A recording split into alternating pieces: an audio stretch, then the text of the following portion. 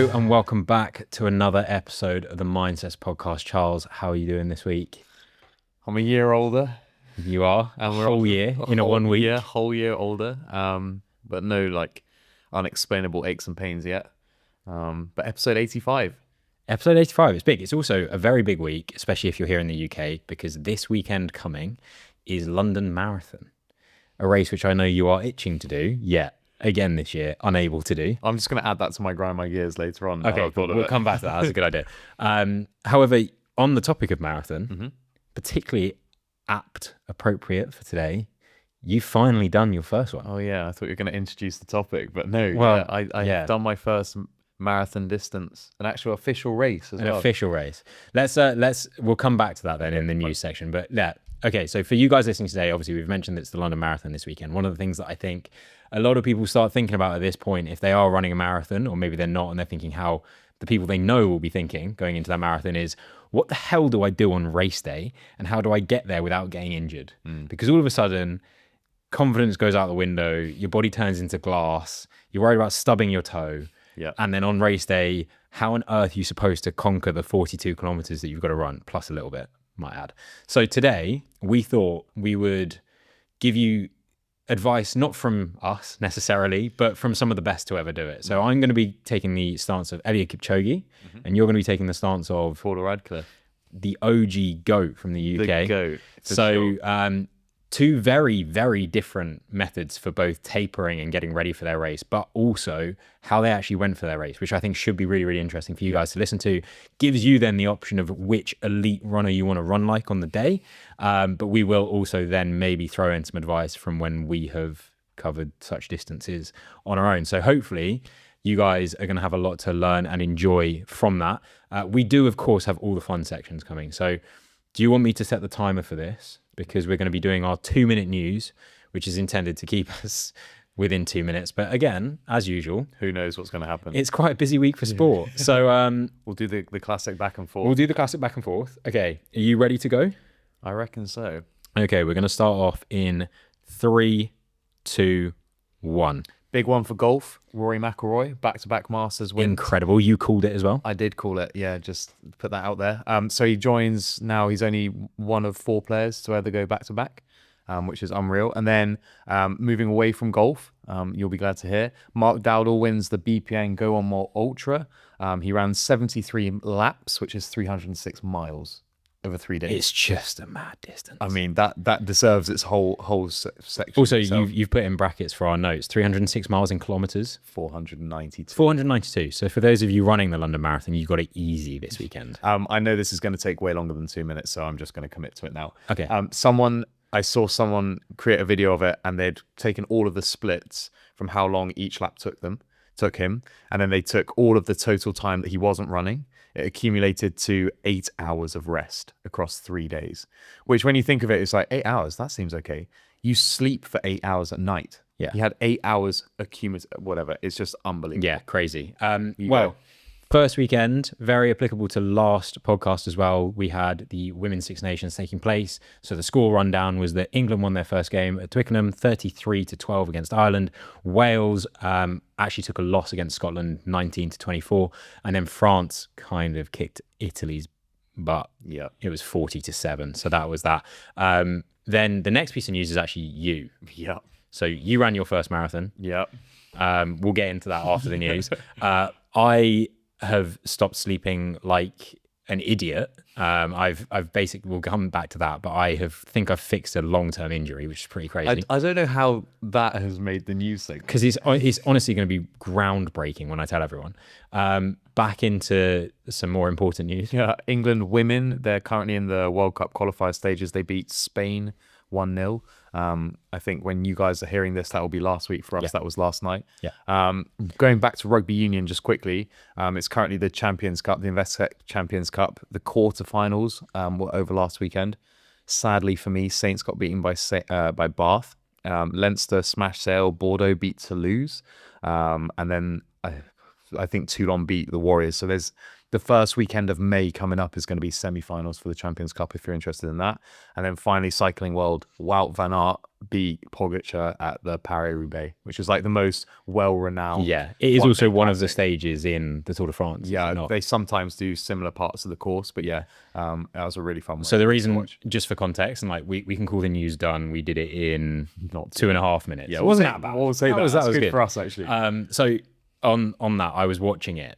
So there's a funny story aspect to this. I was watching this while in the gym, and in order to maintain the bench that I was on. Oh, I thought you were going to say on the bike. No, so I was bicep curling on the bench. Oh, no. But to maintain the bench till the race finished, I must have done about 10 sets. And all afternoon, after I got home, my arms were twitching while I was trying to type on my keyboard. It was really annoying, but I got to watch it, and it was actually really entertaining. It's a great race. Because I think they averaged 48K. And the reason, by the way, for those of you that have no idea why we're so up in arms about this race, this particular race is done on cobbles. Yeah. And we're not talking like, oh, it's your posh driveway. No, it's like old school farm cobbles. Yeah. They're doing it on road bikes with no suspension. It's pretty much a guarantee that you are going to get a puncture, which I think Wout van Aert did get a puncture early on in the race and then managed to get back there. But they finished then on this like outdoor mini velodrome. Yeah. Which was sick. That's like the famous bit. Yeah. So they in Belgium and France they call the cobbles the pavé. Yeah. So at the end of the race, the winner gets one of the cobblestones. I was going to say the trophy. Yeah. Unreal. And then there's some like weird tradition where there's like old school showers, I think, at the velodrome. So all of the media afterwards, it's just like taking photos of all the cyclists in like these old school showers. It's all a bit weird. I can see that not being a thing in about 5 years' time, maybe. It's kind of I don't hate it as a tradition. It's just a bit of a weird thing. But it's like always the one day classic that everyone kind of bookmarks and highlights to watch because they have this cobbled section which they just like rattle through and you're like, how are you going so fast? And it's the likes of Wout van Aert and Pogacar and Mathieu van der Poel who like have background in cyclocross, so they just have like unbelievable bike handling skills, who typically win races like that. You could give me a bike with suspension, I would fall off. Oh, yeah, it's crazy. Let alone and how close they are in the peloton as well when they're going through that, and it's so dusty and mucky. I don't know if I said this, but across the entire distance, they average 48k an hour, which like. For reference, you probably couldn't hold for much longer than 30 seconds on like a normal bike. Driving your car at 50k on cobbles. Yeah. That's mental in itself. I'm trying to remember how much that is in miles an hour if you're driving miles an hour. So like probably 30 something. High 30s, probably, something like that. Crazy. Yeah. Going back to the most important news though. Your sleep habits. Oh, do you want me to start with that? So basically, and do you know what? This is a bit of a confession because while we sit here and we talk fitness and we say good things about good things you should do and silly things you should avoid. I probably for the last 20 months, talking in like children age, 20 months, have been quite badly injured, but kind of have just ignored it. Nice. I've had a lot of back pain. It came seemingly from high rocks. I know that about 18 months ago, there was some personal stuff which probably forced me to lean in a bit more into training. But I basically started getting back pain down the right side of my back, nerve kind of pain, kind of sciatica, not sciatica.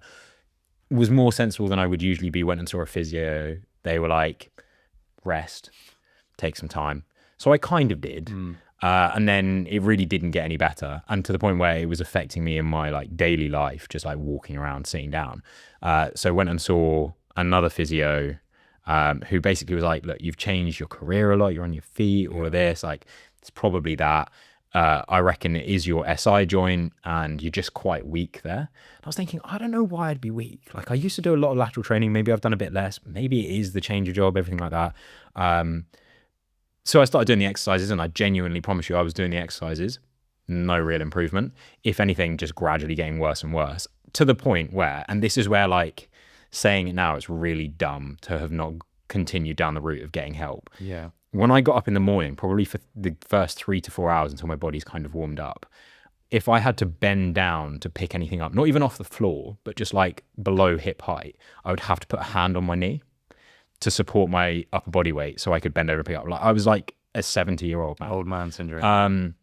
But then in addition to that, if I was to sit anywhere for 5 minutes or more, I would be in pain. Yeah. And I would have to like try and click my back or whatever, but my back doesn't click, so it wouldn't help.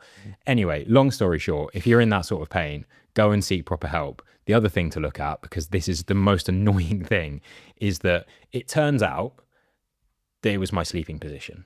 I don't think I sleep weirdly, but I had been sleeping like half face down, like with my head sideways, but half face down with my right leg up at like 90 degrees. And what I now realize is that despite all of the exercises I was doing and all the preventative measures and strengthening of the muscles in the area, whatever, 6 hours minimum per night, I have been in a twisted position with my back and just loaded the hell out of that point. Yeah. And that's why it was always my right side. My left side was always fine. And really annoyingly, I still didn't really believe it. So I slept in the position that it told me, which is embarrassing, but why not expose myself now, with a pillow between my legs. Yep. That's a classic. Last 3 days, I've woken up completely pain-free and I've not had really any pain other than that, which is like really, really annoying, but also like so nice. Yeah, I bet. Because now, like, I mean, you've probably noticed it. You guys have probably noticed it. I've raced once this season. I've kind of stopped a lot of the high rocks training I was doing just because I got sick of feeling weak and in pain all the time. So hopefully now I might be able to book something and get something back in the calendar and start talking to you guys from experience rather than pretending and living vicariously through Charles. It feels, I'm obviously very happy that that's now we've sorted the pain. Yeah. That just felt very invasive to know so much about your sleeping habits. There you go. And apparently I don't move when I sleep because I would wake up in that position and be like, wow, my back is fucked. What? But anyway, more impressively, on the flip side of that, you went down to Brighton. Yeah, I don't want people to then get confused that I did the Brighton Marathon because I didn't. You did part of it. We did part of the Brighton Marathon. Basically, two events kind of like coincide. There was the Brighton Marathon that people were more familiar with, that lots of people ran on the weekend, which was great. And then there was the Brighton Trail Marathon, which started in a completely different place, runs trails basically all the way through the South Downs, all the way to the coast. And then for the last, let's say 7K, you're running down the coast. And then the last 5K, you join the actual marathon, which was just chaotic because obviously you have so many people running the marathon and then you get a bunch of like muddy people with big packs on coming onto and joining the race. But it was, again, I don't necessarily advocate this. I think from my training and my perspective, I was training for Hackney Half. I've been training for High Rocks. I've been doing enough probably running volume in my own training. But the group that we were doing, only one person of the 7 of us had ever run a marathon before. Over the course of the 42Ks, it was like going through the group being like, we'd click over like 18K and someone will go, yeah, this is the furthest I've ever run. And then you're like, rough. oh, and then you look around and it's like, we go past half marathon and people are like, this is the furthest I've ever run. It's like 25K. And it just like periodically happened until only one person was standing and it was the person who'd run a marathon before. What was the furthest you'd run? I've run 32K before. Yeah, I think that's like pretty normal. The conversion, like I've done a 20-mile race before okay. when I was a lot younger. But I don't know if this is going to be helpful for the episode, but it's truly terrified me of the marathon distance because it's such a long way. Yeah, it is a long way. Yeah. But it was amazing fun, and I'd recommend that event and doing definitely a trail marathon to everyone. It's so fun. I might imagine down at the trails, if you're near the coast, there must have been some decent views. Beautiful. Like, honestly, we had amazing weather. And before we started as a group, we'd kind of like decided that we would walk the uphills. Nice. And it was kind of like big group start, like a normal marathon. Everyone's super excited. We ran off maybe like 150 meters, turned right, looked at the hill, looked at each other and went, we're walking now. Yeah. And that was kind of the order of the day. But yeah, it was really good fun. Run the runnable. Yeah. We had like 1,000 meters of vertical. So it was like probably 5 times your normal marathon vertical. There were some big hills. I was going to say, do you know what the elevation is for London? No, but I looked at someone who'd run Brighton and I think their elevation was just over 200 meters. Okay. And I'd imagine It's probably a little bit less than that. yeah, in London is relatively flat. Yeah. It's not Valencia. I mean, you look at the course and I'm sure we'll discuss this when we talk about Paula's marathon in London in 2003. But it's not a particularly fast course. You think of London and you think, well, there's no major hills and it's relatively flat, but there are some inclines which are obviously going to impact how fast you can run. So people will consider it a slightly less optimal course for going fast. But yeah, 1,000 meters of vertical is for sure quite a lot of climbing. How's the body now? What are we, 3 days post? Yeah. I tried to spin the legs out on Monday and I thought that was going to be an incredible idea because my legs were pretty sore. And then Tuesday, I basically couldn't walk. Like yesterday was a write-off for me. Today, I'm feeling okay. And I think it's just like more general fatigue. Yeah. But everyone was like shocked at my fueling strategy because I was trying to eat so much. And I'd planned to have like a gel probably every 5K and a bar every 5K because I was like, more than anything, if I get hungry, I'm going to be miserable. And if I'm miserable, everyone's going to have a bad time. So I was like, for the sake of the group, I'll eat a lot. But we got to the first of 3 aid stations and there was like this massive spread of, they had like cheese and crackers. They had unlimited party rings. They had precision nutrition chews, like you name it, there's crisps. And like after the first aid station, we had to walk for about 2K because we'd all eaten too much. It's like, I tried to calculate how much I'd eaten versus how many calories I'd burned. For sure, I ate more calories. Really? Do you think? I was like over like 3,600 calories. It's like 3,600 Do you not think you would have burned that? I did apparently like 3,400 to 3,500 with chest strap as well. Do you know what? So there's advice. You should always try and out eat your calories because like if you bonk, there's no coming back. The day after, I honestly I didn't want to eat anything. I was like, I can't think of food, and I've just eaten so much fucking food. Well, on the continued topic of marathon for this, we've got grind my gears. Let's do it. I think we need to dive in with one which you're kind of aware of, but has a bit of a story attached to it because it is related to your race. I'm only aware of it because I saw it 1 second before we started recording. Yeah. So that grinded my gears. For reference, guys, grind my gears. Everything that is pissing you off at the moment, particularly in the fitness space, deserves a shout out and we'll discuss it. We love to get those recommendations from you. So if you haven't sent one in before, or even if you have, reach out to the page at MindSets_podcast, send it to us. It can be a cold DM, don't mind. We love seeing them, we love hearing them. We'll note them down and mention them. If you want to be anonymous, you can be anonymous. Likewise, sometimes we put the prompt up on the story, and by all means, at that point, let loose. The first one we had right in was people in new on running shoes and go on more caps, such as the one that you're currently wearing, Charles. Don't know who they could possibly be talking about. Overtaking you in a forest section and looking like they're just running for fun. I know who it's from. Who's it from? It must be Roscoe. It is Roscoe. Oh, friend of the show. Friend of the show. So yeah, friend no more. Yeah, friend no more. That's it. That's the ties cut. Yeah, he just said that it wasn't fun to have to witness being overtaken. I can't even remember that bit. People coming past in their new shoes. I think it's honestly. It's just a generalized. I don't think it was generalized. It was very targeted towards yourself. But I think he's jealous because up until recently, where he got convinced to buy new shoes. By the way, don't do this if you've got the marathon on Sunday. Don't buy new shoes now. However, carbon or plated shoes known to give you an advantage. Yeah. It was last week he decided to buy some shoes because his shoes he'd been running in previously, nothing special really about them apart from they're easy to slip on for triathlons, and they must have done more than 1,000K. And I think he raced in those. But I think he didn't buy carbon shoes because he just put a reel up that he bought Evo SLs. Nylons. Okay, fine. Yeah. Fine. Which in the past. Yeah. But anyway, I bumped into Roscoe on the start line of this random trail marathon that we had no idea. It was just a big coincidence. And then we did some running together, which was pretty fun. But yeah, coincidentally, I had run 3.6K total on my new shoes before I did the marathon. But I cannot recommend those shoes more because there was no blisters, there was no rubbing. It was the only part of my body that probably didn't hurt with my feet. What were they? Insert any brand that wants to work with us. That's what they were. Next, grind my gear. Have you got one for us? I'm gonna go with inconsistent metrics. Yes. And we're gonna I it's very specific because it was actually a reel that I sent to you, and it's our friends from across the pond who use miles rather than kilometers for their running. So they were talking, I think they were talking about Matthew Van Der Poel making transition to do some triathlon. Yeah. And they'd found a 10K that he'd run on his Strava. And they're talking back and forth, and they're like, just guess his average split time for his 10K. And this guy was like, I'm going to say like sub 6. And obviously, like, I know what he's talking about. But like, but I immediately thought, sub 6, that's not that fast. slow. Why are you getting like so like excited about that? And then he was obviously like talking in miles. And I think his average pace was like 5:25 per mile.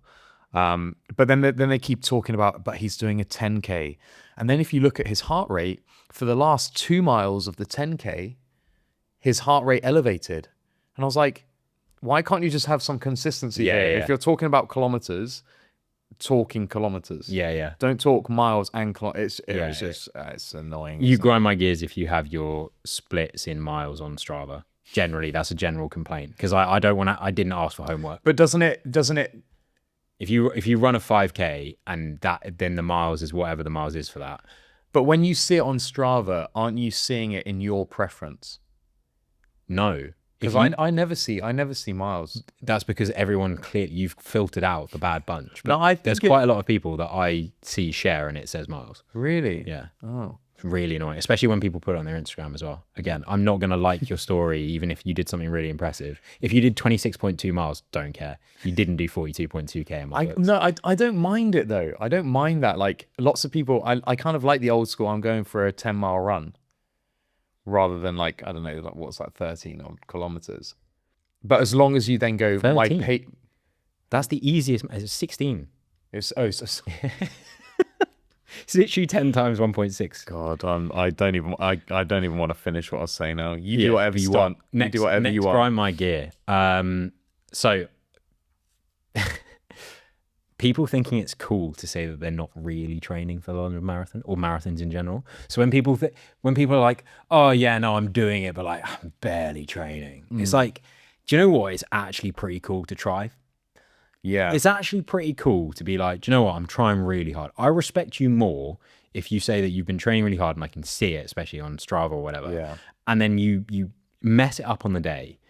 To me, you're more of the person that got the time than someone that's just like, oh, you know what? I got close, but I barely tried, you know? This is going to be such a rabbit hole, and I'm going to be really careful with how I phrase it. The problem is I didn't do enough training to like, for this trail marathon for me to be like, and I would almost consider me doing that trail marathon, I didn't train for that specifically. Yeah, but were you going for a time? No, right? So that's the difference. So, and also it's like a lot of it is walking, a lot of it is going uphill. It's like you're actual psycho if you run up those hills. Like it's super steep. So you're walking, it's a run walk. It's going to take obviously much, much longer.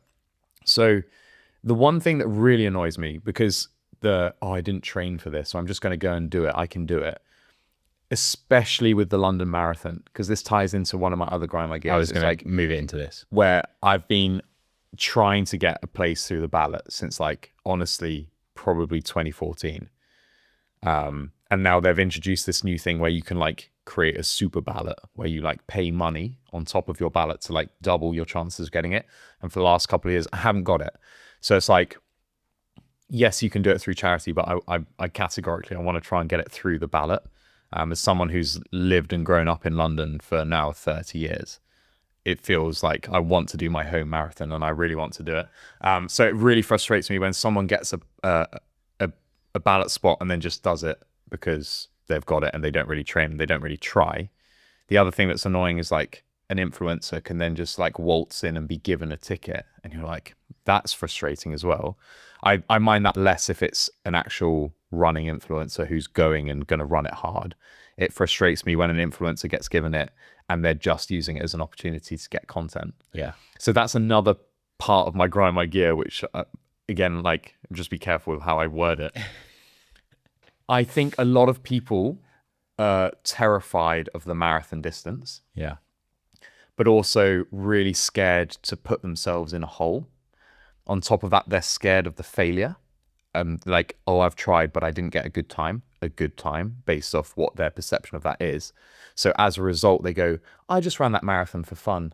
And they're like running along and they're taking selfies and they're like waving and high-fiving. And I'm like, that is just an excuse so that when you get a bad time at the end, it's fine because you did it for fun. Yeah. I'm like, get a bad time, but do it trying. Yeah. And like a bad time doesn't exist. It's like, it's your marathon time. I think it actually goes, it's the same, it's probably the same people that at school would like not do that well on a test and be like, yeah, but I didn't even revise. Yeah. It's actually the same thing. Yeah. Because they were scared to embarrass themselves. And do you know what? It's partially on society for being like, that's acceptable. Yeah, that is actually cooler. Yeah. It's actually not. Yeah. Like in reality, it's not. And that was a grind my gear. But also like the world of running that you're exposed to through social media is so far past what is completely normal. Like, oh, so much so, yeah. When you like look up what an average marathon time is, but all you're seeing on social media is like, I'm going to try and run sub 3. Yeah. Or like, I can do a 2:35 marathon. Or you're seeing like all of these fitness influencers who in theory are like elite level runners who are like, yeah, I went for a 30k run and I ran 3:10 pace. I'd actually be interested to know what the average London marathon time is. I would say at a guess, it's probably like 4 hours 25. I reckon it's slower. Yeah. Honestly, like when you think there's like probably close to 60,000 people running, and I think I just plucked that number out of nowhere. I'd say between 50 and 60,000 people running. It's such like an exclusive club to go sub 3. Yet all you're seeing on social media is, I'm doing sub 3, I'm going for sub 3. Yeah. Crazy. Moving away from the rabbit hole, but justified rabbit hole, I must add. Yeah. I need to tie back into last episode. So if you haven't listened to last episode, vague bit of context. I was in the gym. I went to the bathroom. I locked the door, and I know I locked the door because I have a fear of it happening before where someone just walked in because I hadn't locked the door. Horrible. I locked the door. For some reason, the lock unslipped itself as this person pushed and they walked in. Fortunately, I managed to catch the door before any awkwardness happened, but I did have to hide in the toilet to make sure they were gone before I left. The thing that has annoyed me this week off the back of that is same gym, door very much locked and double checked this time. Multiple people might add, just assuming it's going to be unlocked and walking into the door. So it's not like someone carefully pushing because this door isn't like a latch. It's just like I will be in the shower and suddenly I'll hear like as someone tries to like bang into the door and I'm like, literally look at the thing. It turns red when someone's in there. Listen, because you can hear there's a shower running. And like, I don't understand what they gain from suddenly opening the door other than trauma when it goes wrong. But it's horrible. You for me get when that I'm in the shower. adrenaline spike every time. I don't want to, based on heart rate. Based on how I've been with my back, I do not want to be the guy that falls over in a shower and has a bad back at the age of 29. Like, come on. Oh no. So that's another one of mine. I think I've only got one more, but you go. I was worried about that one because I saw that one and I didn't know what that was related to, the door one. Oh, yeah, no. And I just like checked that the back door was shut. I thought it was something to do with that. No, it was before we nothing to do started with that, recording. no. I was like, why am I being targeted today? What have I done to the service? My one is less fitness related now. It's more just like social in general. When you get a message from someone asking them XYZ, do you want to do this? Can you come here or whatever? They're like, there's this almost like you need to have an excuse, a valid excuse to not have to do something. Whereas like, sorry, I can't do that, I'm busy. The worst thing ever possible to known to mankind to come back in that situation is, well, what are you doing? Oh, Mate, what does it matter to you? yeah, I'm literally, busy. Yeah. And like, if I want to sit on the sofa and just watch TV and not hang out with you, that's me busy, and that is okay. I don't need to have a valid excuse. I don't need a doctor's note. The big takeaway I want everyone in the MindSets community to take away from this is that having your own personal time and sitting on the sofa is so socially acceptable, and you don't need an excuse not to do something if you want. Especially post-marathon. Especially post-marathon. Yeah. And the best thing you can do when you're sat on the sofa is turn on YouTube and go to the MindSets podcast channel. You can actually find it at MindSets_podcast. Same as all of our other socials. And while you're there, drop a comment, drop a like, drop a share. Send it to anyone, family group chat, your ex-boyfriend, girlfriend, whatever it is. I'm sure they'll enjoy it. Now, moving on to the most important part, we said that it was coming up. Very topical for the week. How on earth do you prepare for your marathon? Well, we've got two fantastic examples. Would you like to the best? Arguably the best ever. examples. Would you like to give an introduction to Paula? I'd love nothing more. All right, so I just like this for me. When we discussed doing this as an episode option, I was like, she for sure just gets so like underappreciated of how good she was. She's Paula Radcliffe. But like for some people, they go, but yeah, she's Paula Radcliffe. I'm like, no. She's unrivaled. So I'm going to give you a couple of facts, a couple of stats. I like it. And hopefully this like opens Give your us eyes. the If you don't know or appreciate her enough, you will after this. So she's won the London Marathon 3 times, right? Good start. She's won the New York Marathon 3 times. Really good start. She's won the Chicago Marathon. She's won the Marathon World Champs in 2005. She still holds, bearing in mind she retired however many years ago, she still holds the national record for the 3K and the half marathon. Already, credentials out of her ears, right? She's been to multiple Olympics. She's done XYZ, cross country, whatever. She's done it. The most impressive thing, though, 2003, right? She runs the London Marathon. She wins the London Marathon, sets the world record for the marathon, 2 hours, 15:25 seconds. Average pace, 3:13 per kilometer. If you want to go miles, that's a 5:10 mile. That's mental.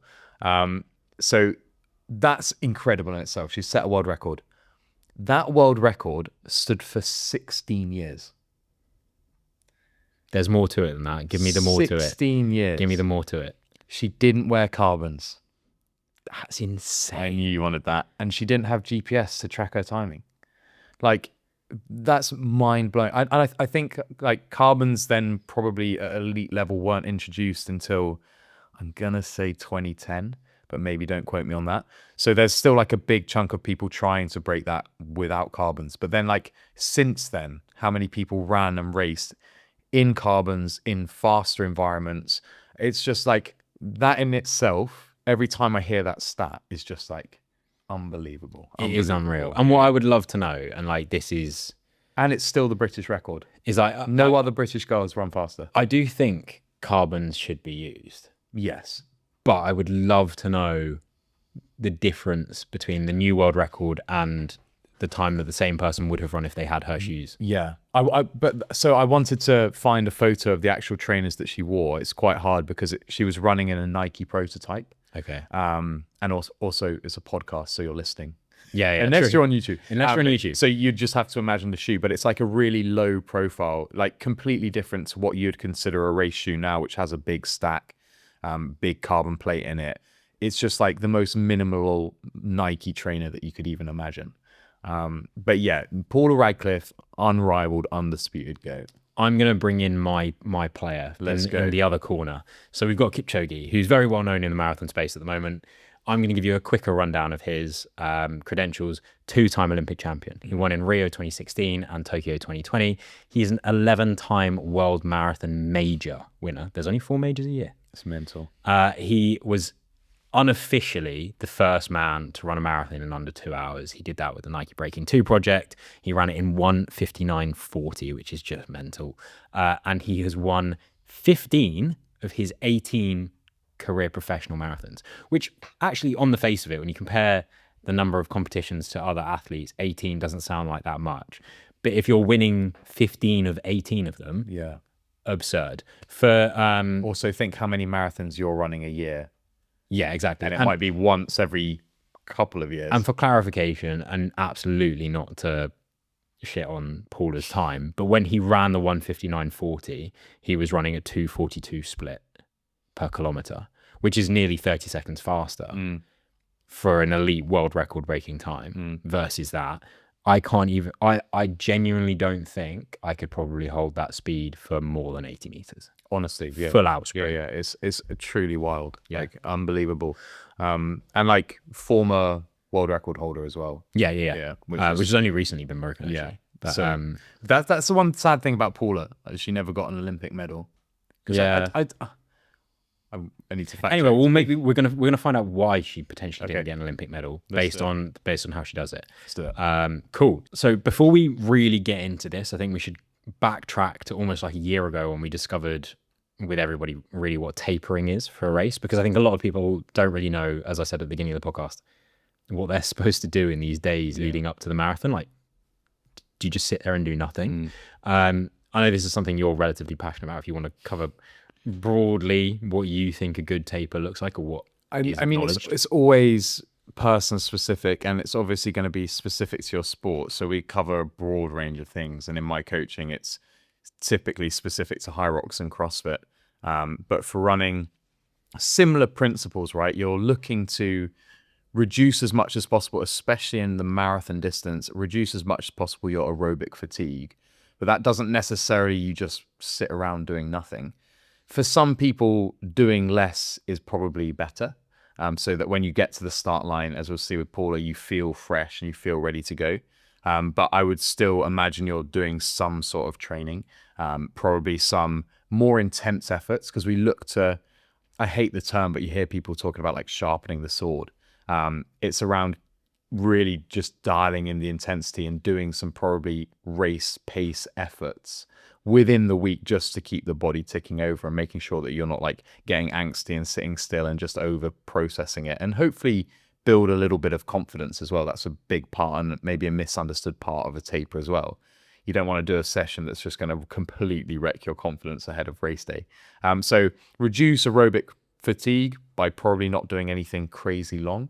And for the top athletes like Kipchoge and Paula, any sort of reduction is going to be great for their recovery because they do so much volume. But for the normal person, just trying to bring the overall volume down, but trying to also maintain a bit of intensity, I'd say. I think the biggest thing for anyone that's maybe doing this for the first time or hasn't got a major background in doing different competitions is like, you're not going to change your maximum potential within the week beforehand. You will massively change what the minimum potential is, because like, if you just wreck yourself that week, then you're not going to perform as well on the day. Yeah. There's no adaptation in that week whatsoever. Absolutely like not. You just can't. So the best thing that you can do from a total view, coin the phrase MindSets podcast, but mind and sets, like, so you've done the training by that point. So now if we start looking at the mind, because the mind does have a big impact on the day, one of the best things you can do is do whatever you need to do to feel confident on the day. So if you know what your marathon pace is, if you're going for a time, if you're just going to complete it, then by all means, just keep the feet moving, making sure your trainers feel good, that kind of thing. If you're going for a time, you want to be doing relatively short efforts at marathon pace to say to yourself, actually, yeah, like my body does work at this pace. It actually feels surprisingly comfortable. Yeah. Cool. So you do that and you stop. Because what you don't want is you don't want to be like, right, I'm going to go and do a marathon pace 32K and 28K in. You're like, I was doing this to feel confident that by this time on Sunday I'd be fine. Yeah. And actually this really hurts and I'm only 3K in.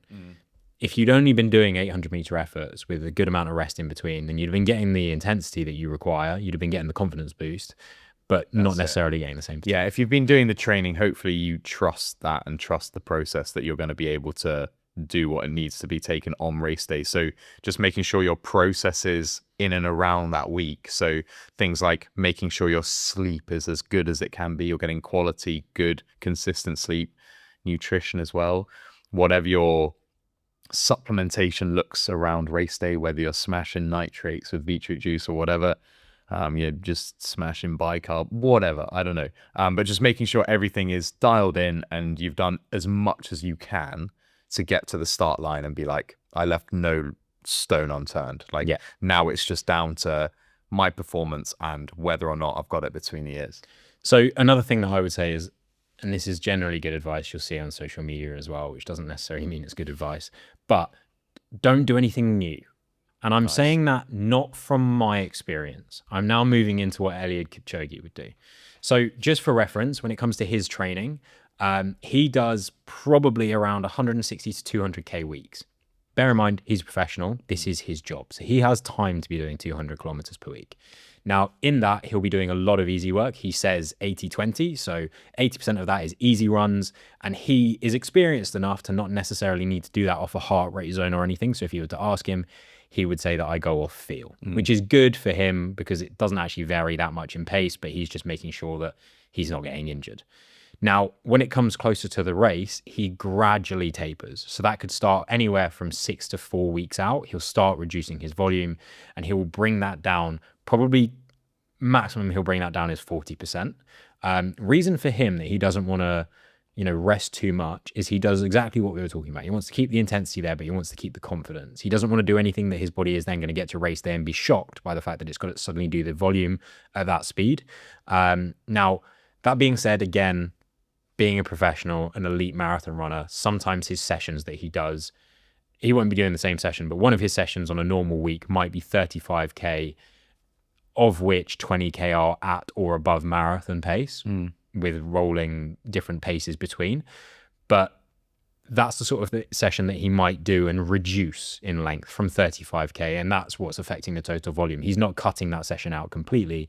He's just starting to bring that in. And that's really what his taper looks like, so that when he gets to the start line on race day, he's pretty confident in how his body's going to perform because it's been doing it the whole time. It's just recently it's been doing less of the it. Yeah, that makes sense. And I think if we rein this back in, because obviously he's one of the best to ever run a marathon. It's like, it sounds like in theory a great idea to copy what he's doing. Obviously you have to adjust your paces a little bit, but and your mileage. Yeah, well, that and that's a bit. But there are people who probably can do similar volume, who aren't quite his level. But when you look at the taper, he's obviously, you've said, anywhere between 6 and 4 weeks out. He's sat down with his coach or his team, whether that's with his sponsors or whatever, and they've bookmarked certain marathons, or he's been invited or asked to do certain marathons for media or whatever. So those are the ones he's bookmarked in his season, and his whole life and career is built around that. So he has a flexibility to do a long training block. So a 6 to 4 week taper is great for him. But if you're training for your first marathon, for example, you're running London or you've got a marathon planned, probably don't want to do a 6 week taper. You probably don't want to do a 4 week taper.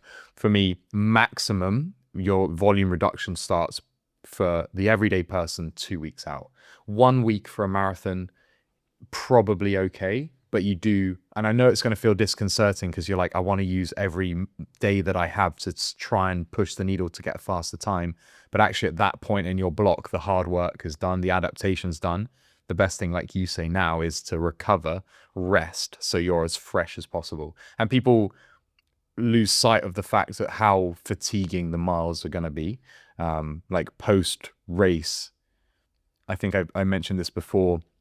There was some study and research to say that the optimum recovery post-marathon is a day per mile, which if you put that into perspective, that's a long time. Yeah. The aerobic fatigue sits with you for so long. Even if you don't feel it, your central nervous system, your CNS, will be really, really fatigued. So try and get to start line with at least 2 weeks of probably reduced volume. The other thing as well is, we're saying, yeah, probably for the average person, 4 to 6 weeks isn't ideal. But again, everybody thinks there's a taper of what you do just before the race. Yeah. Because a lot of people, especially if you are from the High Rocks CrossFit world, or a different background in training, and your preparation is kind of the week of, when he's dropping and he's tapering, it's so gradual. Yeah. It's 5% a week, which for most people in their running, you wouldn't notice. If your average volume has been, 10K, for this, then that's the difference of 2K. You're probably not going to notice that. For him, that's probably more noticeable because you're actually looking at,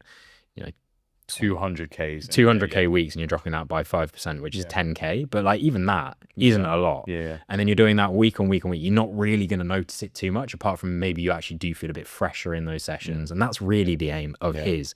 Now, I know that Paula was a bit different. And you want me to talk about Paula's taper? Go for it. What I was going to say is, clearly at the MindSets podcast, we're good at maths. Yeah. Because you've gone for the old 10 as your percentage. Yeah. So what's really upsetting, and for those that don't know, I have a degree that is essentially in maths, and it's not just a degree, it's a master's degree. So I should be a lot better, and I am somewhat ashamed of my mental maths, but this is my job now. So we're going to continue on this. And my mile to kilometer conversion earlier as well, that was nothing to just shout to about. Stay on brand for us, because we sometimes go off on a tangent. Does it annoy you, based on what you said earlier and grind my gears about people mixing kilometers and miles, that it's mileage when you talk about how many kilometers you do a week instead of your kilometerage? Well, it should do, but it doesn't. Okay, moving on. I might start saying kilometerage now. I think kilometerage is valid. I think that would upset a lot of people. That's funny. So Paula's slightly different to Kipchoge, and also, like, I don't like that there's this set, like, this is what the taper should look like, because everyone's taper should be different in the same way that everyone's training is different. Even if we're similar as athletes, our paces will be slightly different, even if it's by 1 second. So everything's going to be different. So Paula is slightly different in terms of her approach with the taper, where her volume reduction is a lot more, right? So she's trying, and I can't remember where she was quoted, but she was like, the best thing that I can do is get to the start line like so fresh. Yeah. And I think when we started talking about this, I mentioned that she was like characterized by an aggressive running style in terms of like, not the way she moved mechanically, but in terms of how she'd approached the race, and she really took it to the field and wanted to run at the front. And that was what motivated her to push hard. So as a result, she's going for like these big, hard efforts. Her volume reduction was more than what we'd see from Kipchoge. So that when she did get to the start line, she was ready to go. I know it's tough when people are listening to podcasts to know what's actually being inferred and what's being said, but we have actually got that as a quote. The quote was, "The key is to arrive at the start line feeling fresh, not tired from training," from the book How to Run. So that was her approach. She wanted to get there. She wanted to feel like she was confident, but her version of confident, as opposed to Kipchoge's and knowing how his body's going to work every single day, hers was, I need to feel fresh. I need to feel like, you know, I need to release some energy, that kind of thing, which is a very different approach. And again, like you were saying, it's different for everybody. So it's I think also like from personal experience, and let's move back to like high rocks because we have more experience in that.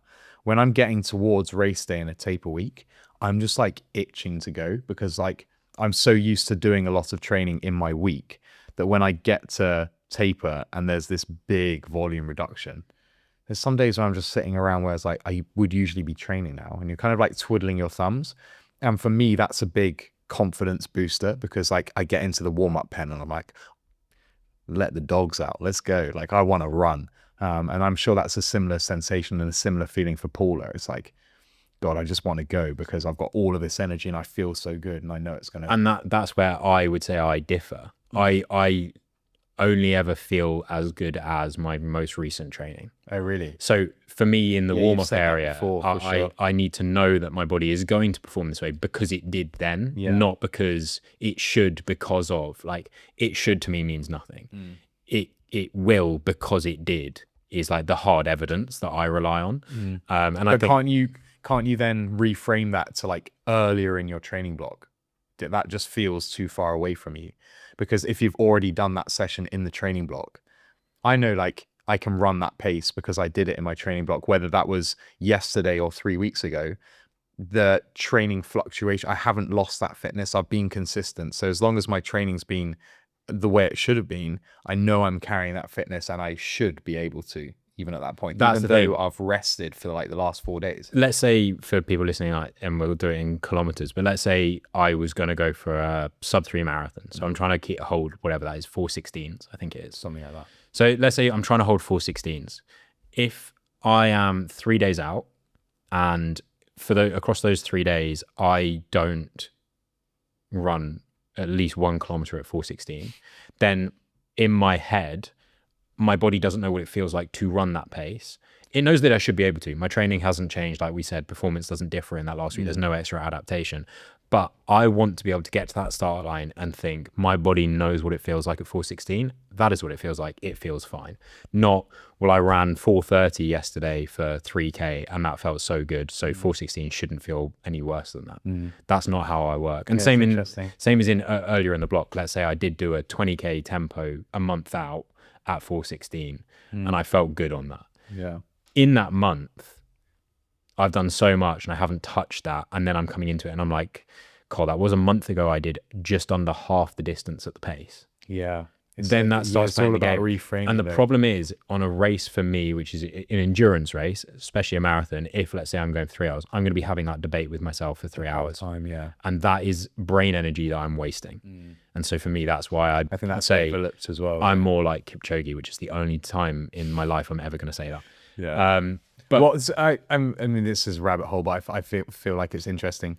What I've really enjoyed doing over like the last, let's say 3 months, where my training's been far more specific to, well, it's been like the half marathon block, but I've tried to make it as specific to high rocks as possible within that. I've been trying my hardest to run my interval sessions, which are more specific to the shorter stuff for high rocks, intuitively, because obviously like you don't get GPS data in the Excel center or in an exhibition hall.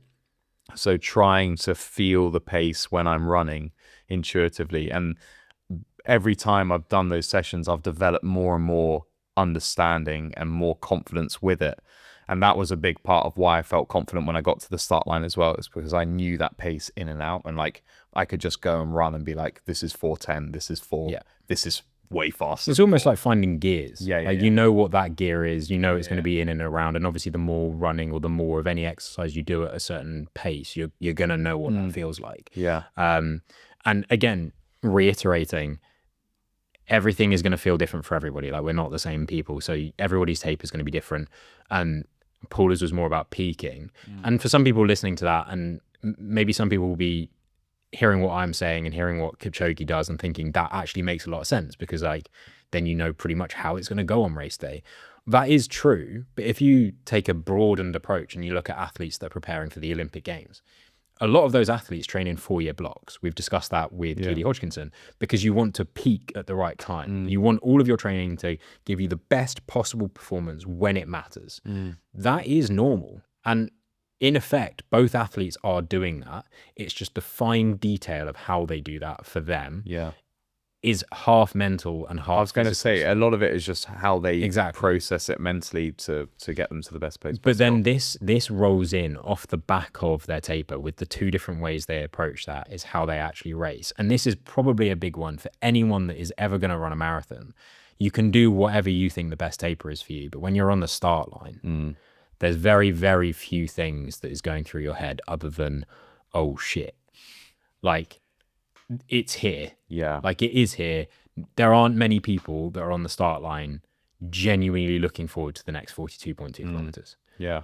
So Especially if it's your first one. yeah, big time. But then I say that, but like once you've done it, you've experienced how miserable there's going to be points of. So it can be like even more daunting because you know you've done it before and you know the experience that's going to go down. Out of if someone came up to me and they were like, I don't know what to do in the marathon, like how do I race it to get the time that I want? First of all, don't know why you're coming to me. Second of all, the general advice is don't go out too hot. That goes for any endurance event because it's so common that people do. They blow up halfway through, they don't get the time, and all of a sudden they didn't prepare for the race. I think just like caveat that as well, because it's like everyone says that and you go, obviously I'm not going to go out too hot. But when it's a big group of people and you easily just get sucked along with the general pace. It's like when you're on the motorway and all of the cars are going the same pace and you look down at the speedo and you're like, fuck, I'm going at like 85. It's like you easily get dragged into it, and then factor in the fact you've got adrenaline. That's not allowing you to process how your body is realistically feeling. So even if it's like 1-2-ish Ks of pace that's slightly faster than race pace or predicted race pace, that's just going to come back and haunt you. That's just like glycogen being smashed too early, so that when you get later on in the race, when you're getting to the point where it really matters, you're looking at like 28-30K. You're like, fuck, why do I feel so bad now? It's because, oh shit, I went too hot at the start. So it's like, just remember, in theory, you can say, I'm not going to go too hot. But everyone said that. And then lots of people still manage to go too hot. There's a thing that's worth mentioning specifically for the London Marathon is traffic tax, which is becoming a bit of a problem because there are so many people racing and so many people want their time. At the beginning, you're so packed into the pen that when you all get loose, all of a sudden you're having to weave in and out of people.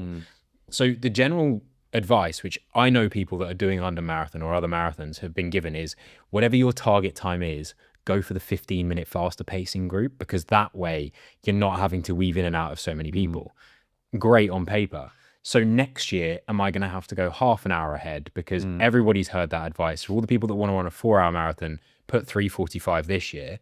But then because they're actually going to run a 4-hour and I'm going to go for 3:45, so now I need to put 3:30, and now there are people that are actually trying to run 3:30, having to weave in and out of people that are hoping to get 4-hour marathons. That becomes a bit of a problem again. And so that is something to consider, is if you have put an accurate waved time or target time pace group, first of all, well done. That's what you're supposed to do. That's how it's supposed to work. Second of all, though, you do have to be aware that there are people that will have got it wrong. So there is going to be traffic. use it to your advantage to make sure you're not getting overexcited. That's the main thing coming out of the gate, like you said there, because the adrenaline is going to shut off any sensory regulation for being like, this is fine. And that's not even the nerves of like the fact that you're running a marathon. It's the atmosphere. Everyone has got the same nerves. Everyone's excited. You've got people cheering you on, even in those early stages of the race. It's also a biological response to like the stimulation. It's fight or flight, and your body's like stressed. So as a result, it's preparing you for something. So it's like those butterflies and those nerves, you've got to use them to your advantage, because it's, and reframe it less of like, oh, panic mode, actually, oh, my body's trying to help me out by giving me this adrenaline and kind of like getting me ready to fight, i.e. run a marathon. So kind of like ride the energy that your body's providing you, just do it sensibly. Yeah, and I think when we're about to tell you how both Eliud and Paula race their marathons, you have to understand that they're in the elite group. So they're getting set off before the crowds, right? They don't have to deal with any of that. In fact, they can hit their stride straight away. They're going to know where they're at and off they go. They're just following the paces that they've been assigned. So bear that in mind. However, when it comes to the average marathon runner, we were talking about the times that people are going for. I would personally say, doing some quick maths, that's hopefully good this time, if you are actually going for anything really above, I would say 2 hours 50, 3 hours, let's say, anything above that, whatever happens in those first 2 kilometers isn't going to cost you that time. So whatever you do, if you feel like you've been caught up, or like you're really wasting a lot of energy trying to get up to the required pace in those first 2 kilometers, can only really go wrong. If you lose 10 to 20 seconds per kilometer on those first 2, that's 40 seconds across a 3-hour race. You can gain that back by correct pacing for the rest of it. If we are talking, you lost 40 seconds across those first 2 kilometers, as long as you take back 1 second on every kilometer remaining, you're going to hit your time. It's not going to be the be all and end all. So it might get stressful, but like, just relax. It's a long race. And there will be fluctuations, and that's the main takeaway that I'll go with from last weekend when I ran a marathon. Is like, it is an emotional roller coaster, big time. And you know, because people always talk about hitting the wall, there will be a point where you're like, this is just like so miserable, and I'm like mentally so done with this. But it's like just being able to ride that sensation and just stick with it, and then you'll get your second wind, and then it will probably happen again, but you ride it, and then you get your third wind. And it's just like being appreciative of the fact that at some point it's going to be really miserable, but that's okay. That's part of the experience, and why it's such an achievement when you do get to the finish line. But it's like, don't get to the point where it hurts and just instantly stop, or like give up or walk. It's like, just fight a little bit, because it naturally will start to get a bit better. Let me give the wise advice from Eliud Kipchoge. Okay, so far better than what I have to say. Okay, so how he has in his approach to the race, he's obviously done this a lot of times. Again, it's his job. He takes the approach of running the first half of the marathon as if it was under the fatigue of being the second half. So essentially pacing those first 21K or 13 miles as if it is the second half of the race, getting to that finish line. Then when he gets to that point, how does he feel? Again, under his experience and the amount of running he does, if he's feeling great, he's going to know. If he's not feeling great, he's going to know. And it's probably going to be like plus or minus 5% around that average feeling. And that's going to be the difference when you're running such elite times in getting a PB by 20 seconds, which sounds like a lot on a sprint race or a middle distance race, but it's nothing on a marathon. So that's really what that difference is. He's experienced enough to know that the first half doesn't define the race. The second half definitely does. Get to that halfway point. And then for him, 21K, he can really do some damage on a race if he's feeling good. I would say for the most part, a lot of people, especially if it's your first marathon, probably aren't going to be in the driver's seat quite so much. But feeling good as long as you can is best, because when you suddenly stop feeling good, then it's like a really hold on for what you can, and it starts to get a bit dark. But I think like also there has to be, take that with a pinch of salt, because at the end of the day, when I go and run a marathon, I go, this is the time I want to achieve. It's now me versus the clock. And there's no other repercussion other than I either go at my pace and I hit my target, or I go slower and I don't hit it. for Kipchoge, he's racing a marathon, and that's something that only a handful of people will ever get to experience because it's just so difficult and so elite at that speed. So it's like he might have that as his plan A, to go, I'm going to race the first half of the marathon as if it's the second half. But what if XYZ runs off the road? Do I go, I'm going to cover that move, or am I just going to trust myself that I know I'm faster? So it's like there is a little bit of give and take, and they have to cover moves, and maybe he feels really good and he's like, I'm just going to test and probe, and I'm going to make a move, and I'm going to run up the road a little bit, see if anyone goes with me. So it's like there is always this, there is a different competitive level for sure. They have to think about that as well. But I mean, it is honestly fascinating, and I think some people won't appreciate it as much as I do, but just sit and watch the coverage of the elite women's race, the elite men's race, and just for 2 hours you just sit and watch these people just locked in, and when they're actually racing, honestly, there's nothing more impressive in my opinion physically than watching the top guys and girls race a marathon hard. Well, Paula Radcliffe took that approach exactly. So do you want to explain? So it's like her, and I kind of touched on it a little bit before. She was like famous for having this, I'm going to take it to the field kind of approach, and like from the word go, just pull the pin, and if anyone wants to come and hang with me, they're more than welcome. But there was like that unrivaled trust in her training, and like trust in her own ability to be like, yeah, I'm just going to go, and this is how I like to run. I like to be at the front. And as a result, I think you block out all the noise of everything else that's going on. So it's like, I'm going to start hard, and then I just know what my pace looks like. And I think that's a really good way. It's easy to get distracted.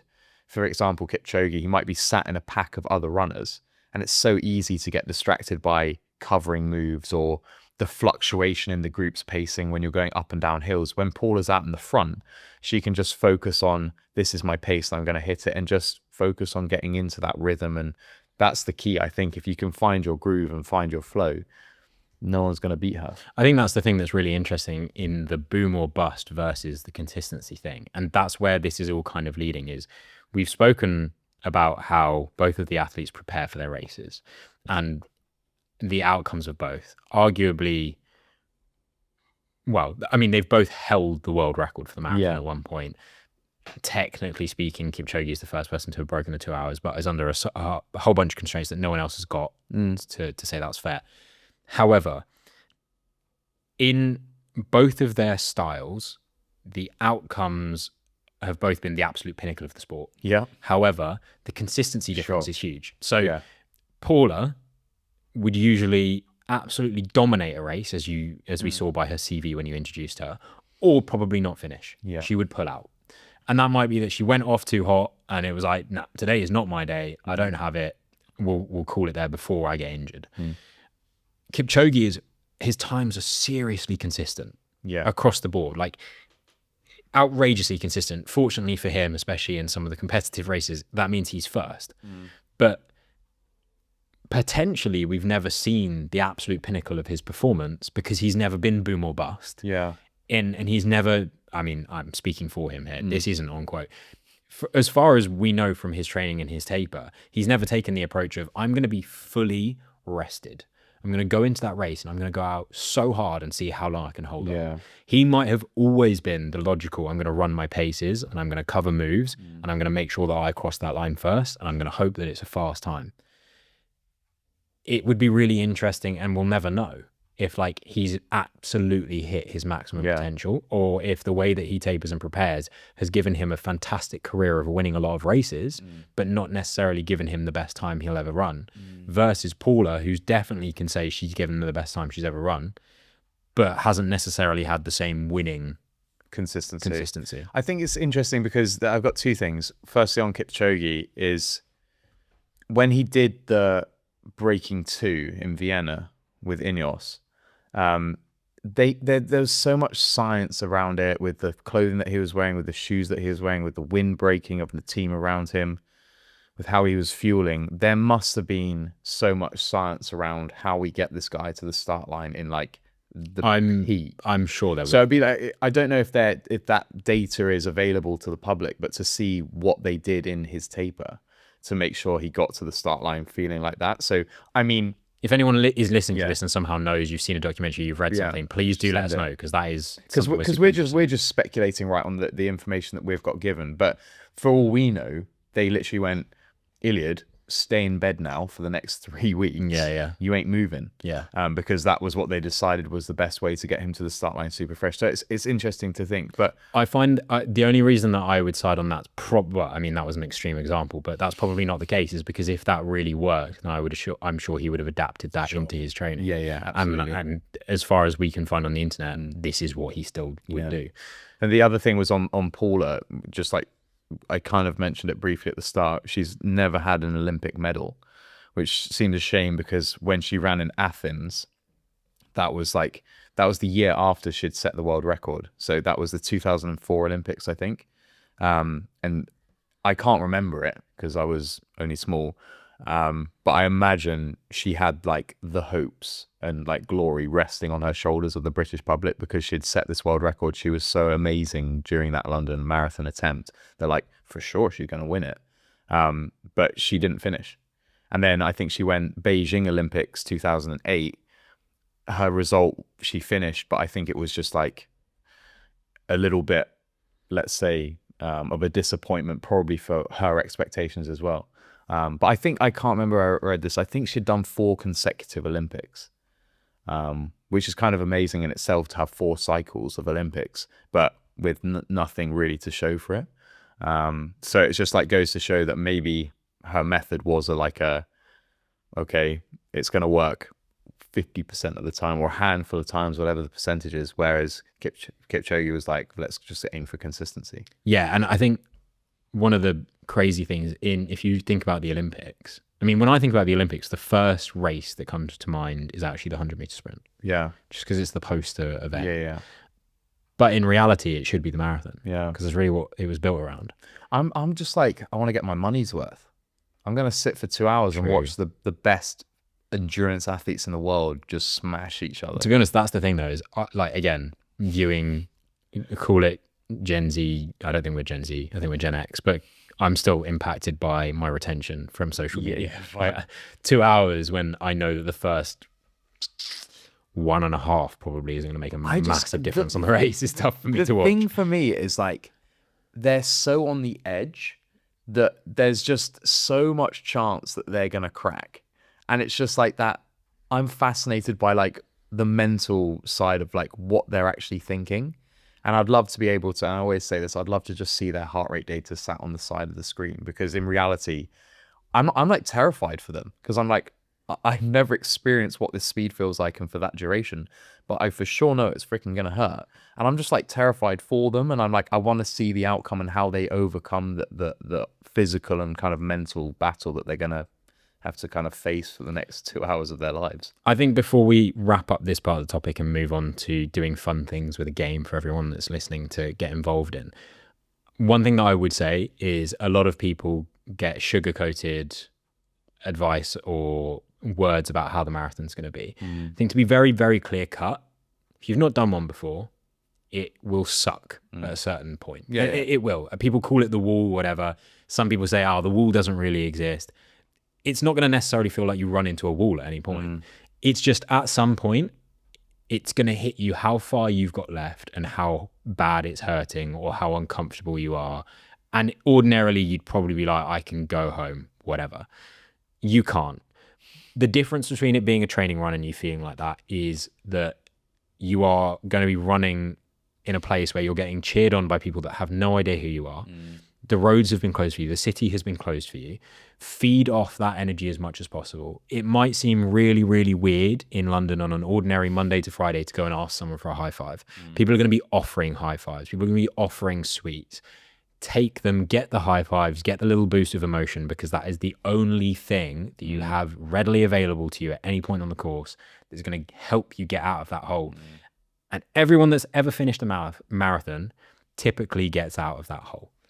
And the home straight down the mall towards Buckingham Palace is something that, do you know what? I'm getting goosebumps. Yeah, I was about to say, like, goosebumps. That will give people goosebumps. And if you've run it before, if you've never run it, it should give you goosebumps. It's an incredible day. There will not be a marathon experience. Some people might argue in New York, but there won't be a marathon experience as well lined as the streets of London when you run it. And so many people, like you say, just like wanting you to do your best, because everyone watching, whether they've done a marathon or not, knows in some capacity where you're at and how much it's hurting. And like also for those who have trained, how much effort they've put into this training block to be able to get to the end and feel the achievement and feel proud in themselves that they've done that. And there's so many people running it for a good cause as well. So it's just like the culmination of all of those things. Yes, we've spoken about two of the most elite ever marathon runners, but at the end of the day, you're an elite marathon runner because you're doing it, and it's like it's your marathon. So like just view it like that, and you'll have a great time. Whether it's type 2 fun or not. Fair enough, kind of thing. Well, one of the things that can absolutely, I mean, that can suck on a marathon day, and we've spoken about this, is those little annoyances. You get blisters, whatever, if you've got new shoes. One of the things that people probably don't take into account, other than the carbon footwear, is the other thing that goes on their feet, which is their socks. Now, that's hugely topical because we are supported, thankfully, by High Style Clothing, who have High Socks and Podium Chaser. High Socks, if you don't know, are grip-based socks. You might be thinking, I swear that's just a Hyrox thing you need for sled pull to stop your shoes coming off, or sled push. No. It means that you have good contact with your trainers. And to be honest, feeling at one with shoes is a thing that I can say I haven't had for much of my life, but it feels so different when it feels like you're running just with your body and not with the shoes being an accessory to your running. So if that sounds like something you want to try out, trust me, it's not like you're buying a pair of carbon shoes, which could be hundreds of pounds, especially if you use the code MindSet15, which gets you 15% off. So head over to High Socks or High Style Clothing or Podium Chaser, pick up some nice, cool, stylish clothes, but also get yourself some performance enhancing gear. When I say that, I mean the stuff that is legal, not the stuff that's not. Anything to add on that? Or are you just going to say like the contact with the shoe is going to stop rubbing as well? Big time. So you're not going to get blisters. And also they're so breathable. I say that every time, man. It's my favorite feature on the sock, the mesh on the top. It just makes it more breathable. Your feet aren't going to get hot, sweaty. They're going to swell less. So it's all around just going to be a more comfortable experience. So Mindset 15. Give it a go. Shows us a bit of support and love. And if you're currently not in a position to do so, best thing you can do is hit subscribe if you're watching on YouTube. If you're not, go to YouTube and hit subscribe anyway. And if you could follow on the Spotify page, we've been told recently that for podcasts that perform like ours does, we should have 1,200 followers by this point, and we've got 400. So first of all, thankful for anyone that is following, but tell your friends to follow as well, because we need to, we've been told off by Spotify basically, and I don't like being told off. So yeah, if you could do that, if you also aren't following on the social media at MindSets_podcast, get involved. We do love hearing from you, not just grind my gears. We've also had some news suggestions and we've had topic suggestions. So bear that in mind, and please do reach out to us. Now, the last part, which everyone gets to get involved in, you've brought the game this time. I hit you with a quiz last time. What have we got this week? I'm going back at you with another quiz. Come on. I had to return the favor. Come on then.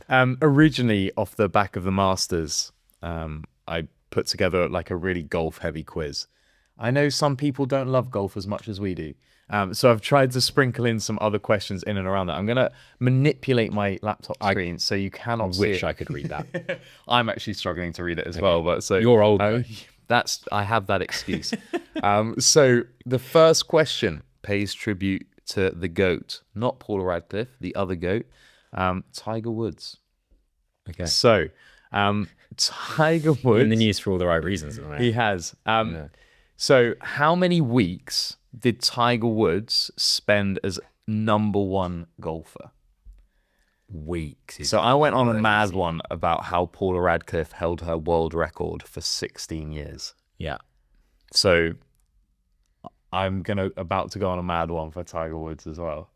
How many weeks? As official world #1. Official. Weeks. Yeah, official. I'm going to say, this is going to sound pretty absurd, but I'm going to go ahead and say there's 52 weeks in a year. Nice. So I actually don't think it's outrageous to say something like 370 weeks. That's not outrageous at all because it's double. Oh my word. Well, that was quick maths. 638 weeks. Not double, but still mad. 12 years. Just over 12 years. Undisputed #1. Name another sport Nate, crazy. name another sports person, sportswoman that dominant. Me in my back garden when I was playing football. For 12 years. That's I guess insane. you were the only one there. Yeah. It's just like, I can't even. That's actually mad. Yeah, isn't it? Whoa. All right. Next question. A new record attendance for the Women's Six Nations game was broken last weekend Okay. when England hosted Ireland at the Allianz, Yeah. Twickenham. So I guess it was because they wanted to go and see Ellie Kildun. If you haven't watched that episode last week, we chatted all things Ellie Kildun. She's an absolute weapon, and she trains like one too. So if you want to hear how she trains, go back and listen to that. She also had a great game. But what was the attendance to the nearest 1,000? So you've got some options here. Okay. A is 67,000. Okay. B is 77,000. C is 87,000.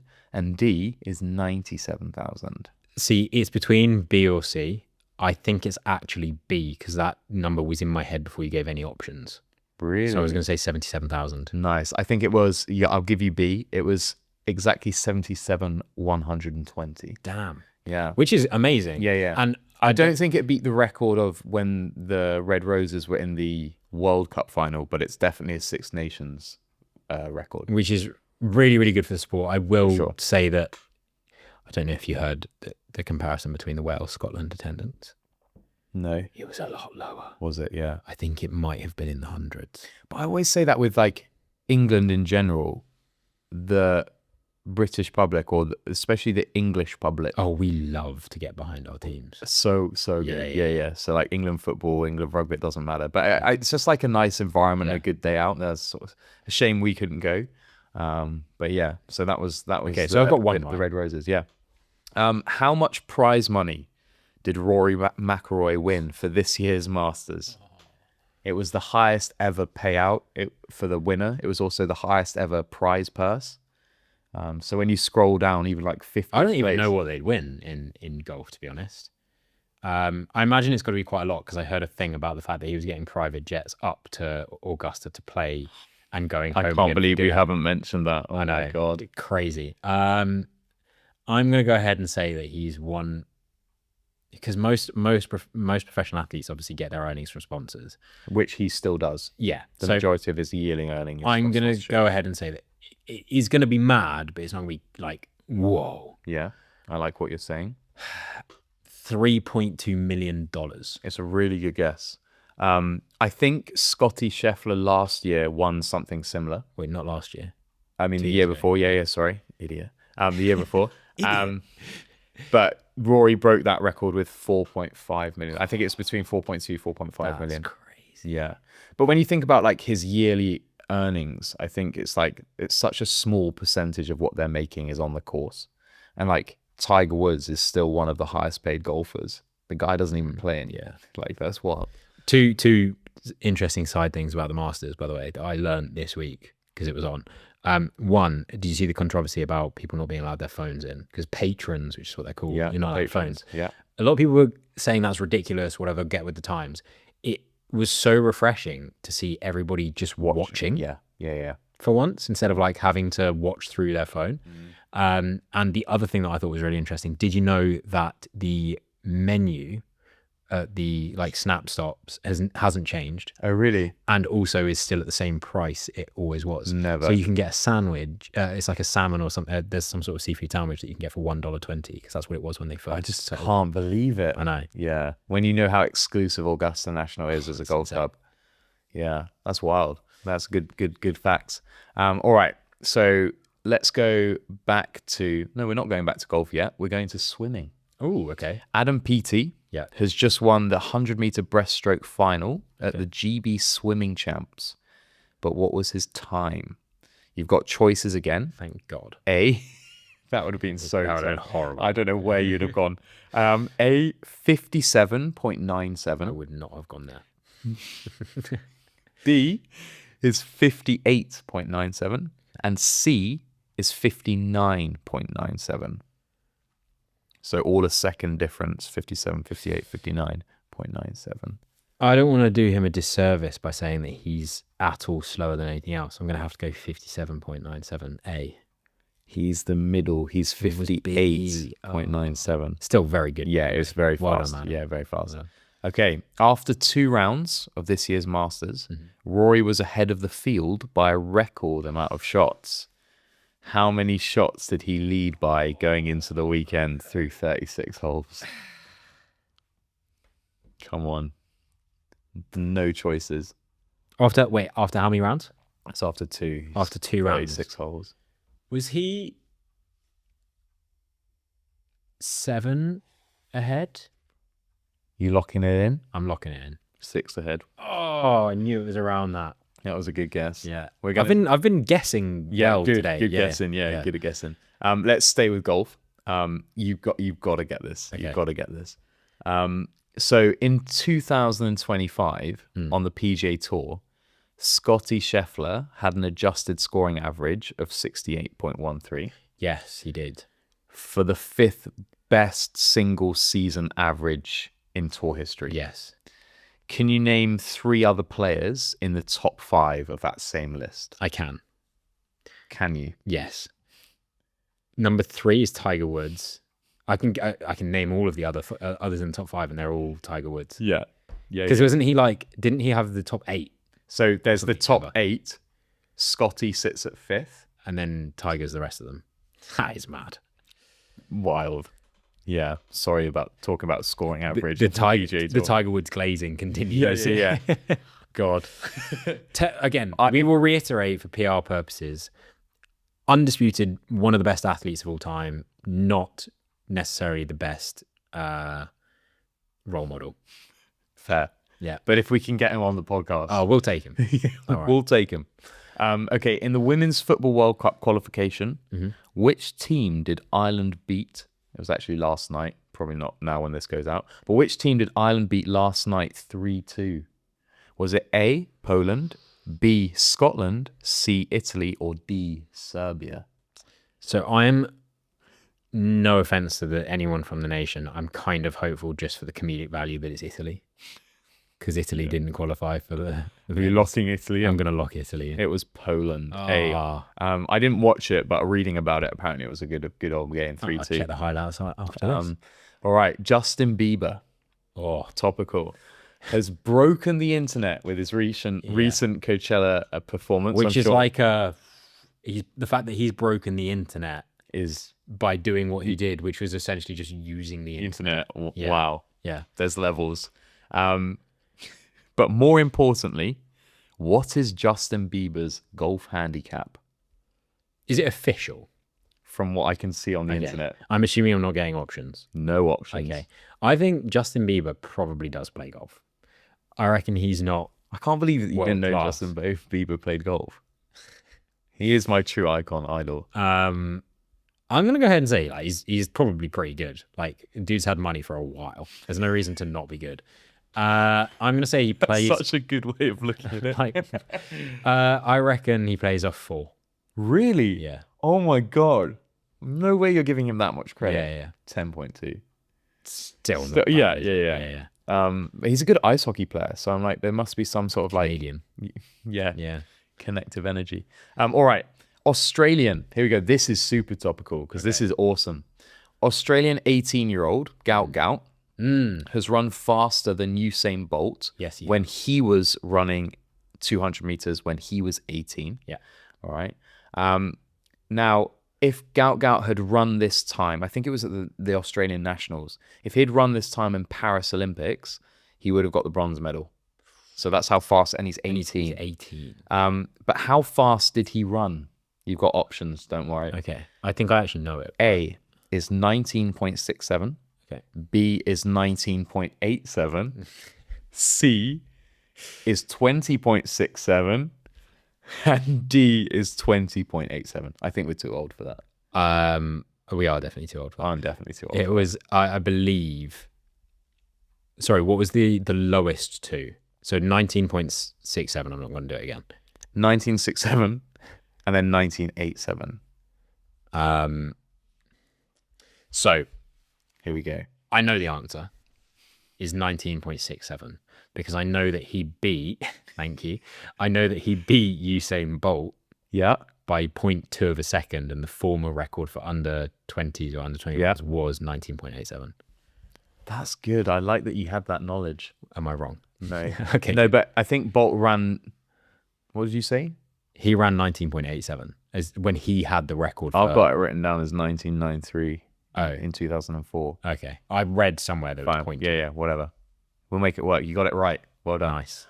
Who wore, I love this, who wore the most expensive watch at the 2026 Masters? Oh, what a question. I'm a watch guy now. We should do a watch segment on the podcast. No. Unless it's sponsored. So if there are any sponsors, Imagine we get a Rolex sponsorship. Not Garmin. Yeah, we go straight for the Rolex. So it's so niche. It's going to be someone that's just like kind of stylish more than anything else. But I can't. Really? The thing is, if you knew watches, instantly you're talking this guy. Really? Because he has like his own watch collab with his brand. I didn't know that, and therefore I'm like lots of the golfers have a Do you know what? watch sponsor. I don't even know if this guy was part of it. He just comes across as the kind of guy that might wear a watch that's expensive instead of playing good golf. Brooks Koepka. Oh, nice shout. No. Ah, You started with a really good letter. Do you want another guess? was it Bryson DeChambeau? No. Oh, okay, no. It was Bubba Watson. Now, he's got a collab watch with Richard Mille. It's the RM3802. And it's just this crazy looking watch, which is designed to like withstand the impact of him hitting the ball at 120 miles an hour, basically. Do you want to guess how much his watch costs? First of all, that is a gimmick. Second of all, It's not. It's incredible.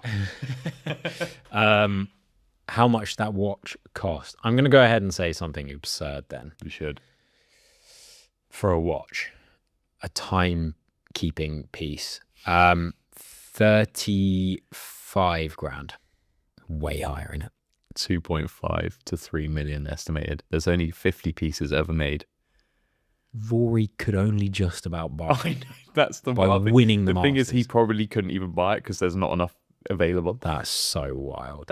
How Honestly, crazy. I could ask Siri what the time is. I don't need that on my watch, on my So wrist. incredible. When I show it to you with no appreciation of watches whatsoever, you'll be like, that is the ugliest watch I've ever seen. This is an inside joke, but I'm going to insert the picture of the watch here. Apparently, I didn't insert a photo last episode. Shame.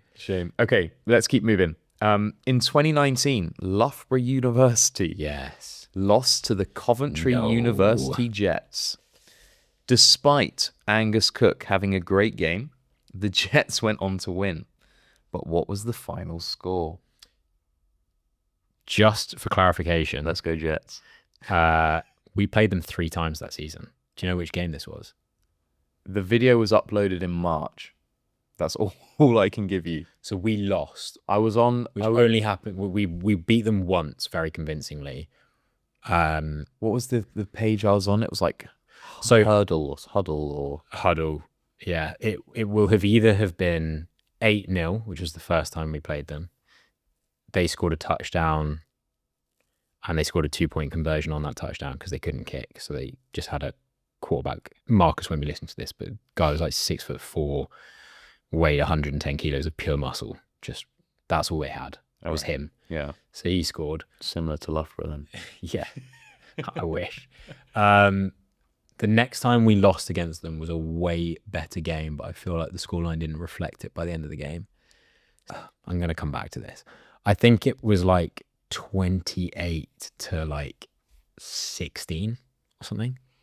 You've been very generous to the Loughborough University. Really? 31-7. Okay, yeah, that absolutely did not do the game justice. We lost. It looks on paper like it was a hammering. It was a very frustrating game to be a part of, and it was my last ever game for the team.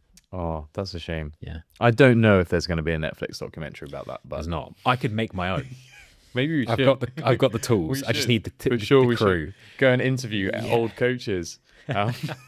Let's keep this thing rolling because we've got a few more questions to get to. Sorry. So back to women's football, and again, World Cup qualification. England beat Spain, which we previously spoke about, 1-0. 1-0. But how long did it take the girls to score? Was it A, 1 minute, B, 2 minutes, C, 3 minutes, or D, 4 minutes? I don't want to go B again. Let's go D, 4 minutes. C, 3 minutes.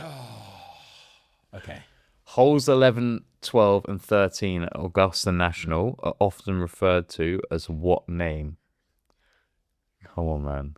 I've watched so many hours of golf this weekend. God, honestly, You know it. if I could spend everything this podcast ever makes on the potential to be able to play those 3 holes, I would. Really? With you, obviously. I'm too scared. No, I really want to do it. What are they called? Is it something corner? Yep. It is. Come on.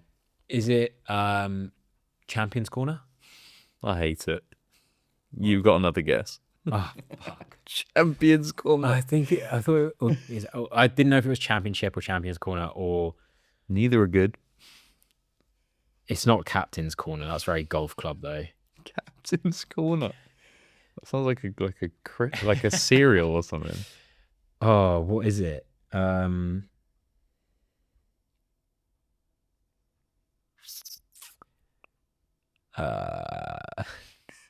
I don't know if you're going to No, get it. I don't think I'm going to get it. Amen Corner. Oh, of course. Captain's Corner. Me. I'm honestly impressed that I remembered it was anything Corner. to be Yeah, honest. we'll take that. How many million UK viewers did the Fury fight have on Netflix I'm last gonna ask weekend? about the podcast.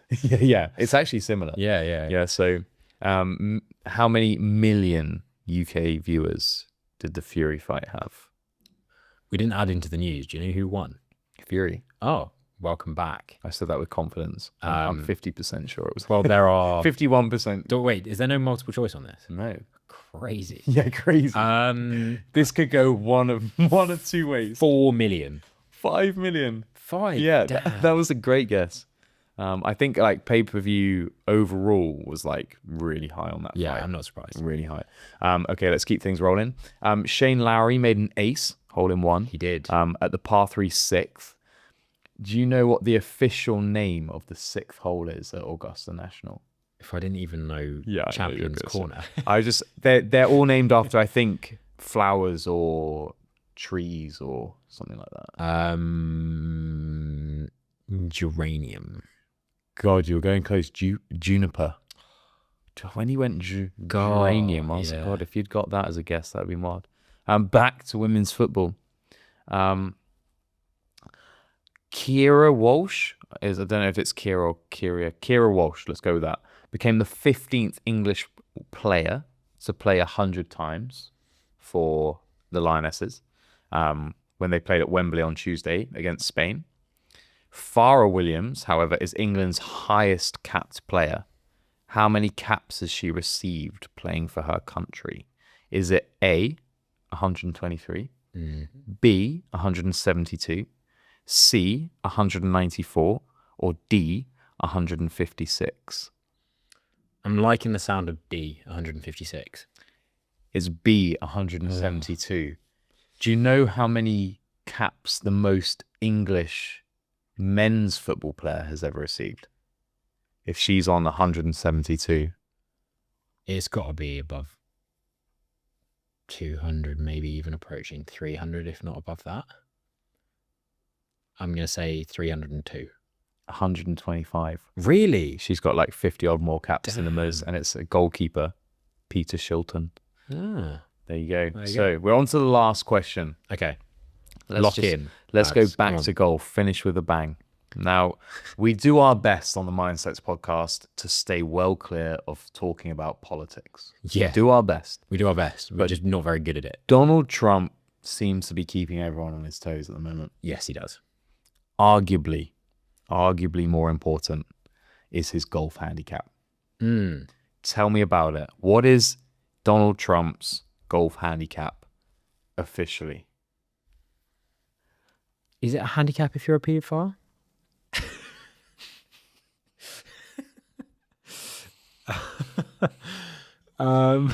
We're going to get assassinated. Do you know what? It has to be one of us at this point. If it's not going to be him, it might Right, if as the well. US government is watching this, assassinate him. I didn't say it.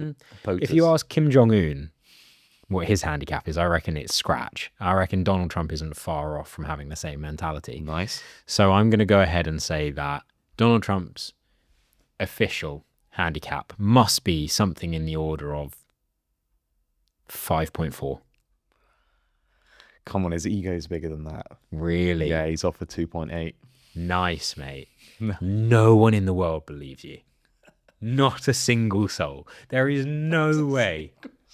Not a single soul. There's zero chance that a man of that athletic caliber is playing to that level. And you know what? If the US government is watching this, I'll 1v1 you, and I haven't played in a year, and I reckon I'll win. At your own course. Home turf. God, that's a big claim. A big claim. Shots are fired. But there'll be... I don't want to get assassinated. I think he would absolutely just dominate you. I'd love to see it.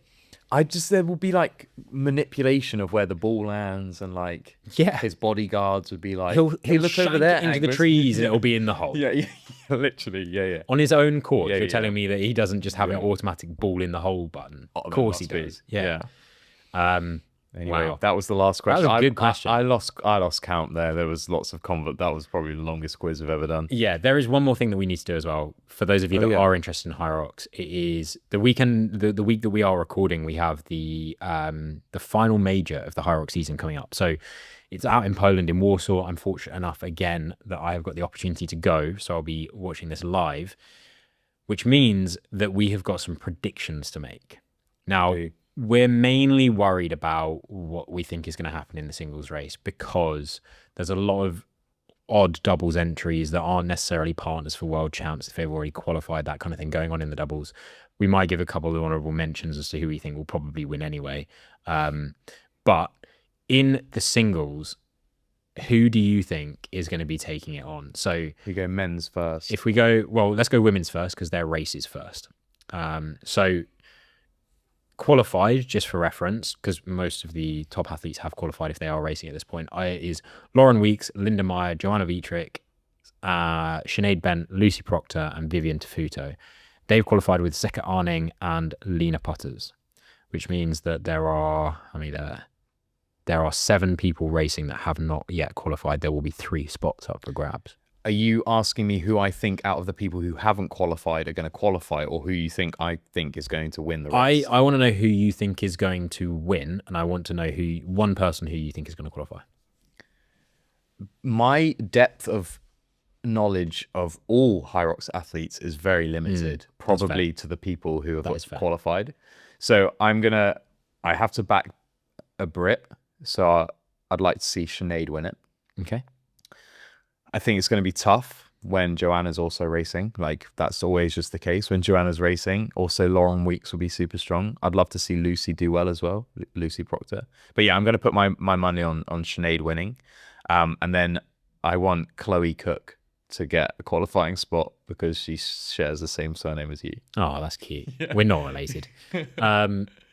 Mate, reach out. You could do a doubles together. She could carry you around the doubles. Doubles with someone with my surname. Oh, yeah. Oh. So I'm gonna stick to the guns. I think Joanna Vietrich's gonna win. The only way that I see her not winning is if for some reason she has to pull out, and I don't know why she would. It's tough to look. For me, qualifying spot, I think, not that it is obvious because the thing that's gonna happen on the day. I think Emily Darman, after her performance at the EMEA regional, and hopefully she has a slightly better race for herself. Again, I won't really go into that, but I'm hoping that she puts it all together and she gets that spot that she has been working so hard for. Yeah. Now, on the men's race, Tim. I think this is tough because the lineup's pretty stacked. So again, if we just go through who's qualified, we've got Tim Vienish, we've got Alexander Ronchevich, we've got Dylan Scott, Sean Noble, Thomas Verdick, and Cole Learn. They have qualified as well as Charlie Botterill, which means that we've got 8 people that are racing that could qualify from this. Who are you thinking is going to take the win, and who do you think? Do you know what? Now I've just gone straight for Tim. Obviously, he raced with Ronkovic in London in the doubles and set the world record, right? Ronkovic is like unrivaled good. I just think Tim's currently untouchable, a little bit like Joanna. So I'm going to say Tim's going to win. He's going to be pushed hard, though, by Charlie Botterill the whole way. my guy, he's going to have a good race. I'm manifesting. Who's going to take a qualifying spot? Do you know, just because I think he's the GOAT, Graham Halliday. Let's go. Why not? Wait, has Luke already qualified? No. Do you know what? That's actually maybe a more sensible shout with his running. I'll go Luke Greer. I think Ronkovic is going to take the win. Really? And I think it will be a shootout between Dylan Scott, Ronkovic, and Venus till the end. And I think Ronkovic will finish strong on the wall balls. Fair. I think that Luke Greer probably will take the top qualification spot. Because there's also 3 for the men as well. I foresee, because of the fact that this is the last major of the season, with the women less so, because there's a few new entrants to the Elite 15 race there. There are some guys here that have been at every single major and haven't qualified. I think there's going to be some drama with penalties. Yeah. And I don't think it's going to be like the EMEA where there was some questionable penalties. Yeah. I think there are going to be some clinical errors. Because people are right on the edge. Yeah. So if I could be in the ear of anybody that's trying to qualify this week, I'd be like, just be clean. Be fast, but be clean. Accuracy. I'd say also this would be, if you've never watched any High Rocks, or you're maybe new to High Rocks completely, if you want to get a flavor for what it's like watching the Elites race, this would be such a good free race on to YouTube. Watch. Yeah, it's free on YouTube, like the MindSets podcast. I was going to say, like, subscribing to the MindSets podcast costs you 0 pennies. But yeah, go and watch it. It'd be unreal. For the doubles, we said we were going to mention Tim Venus and Alexander Ronkovic have the world record. They're racing. I think it's pretty clear cut. They're probably going to win.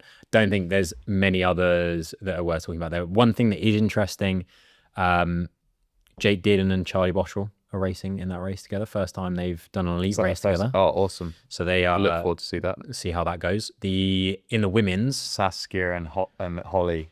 Yes. I want them to win. So Saskia and Holly we saw go out in the EMEA and unfortunately got pulled back by penalties. So again, that's where I'm saying be clean, but be fast. And I think they could possibly qualify. Hopefully they've learned from that. Yeah. I think, again, like Saskia's, after we recorded and put that podcast out, we were talking about some athletes maybe just sticking to doubles and being being their specialist. But then she went on.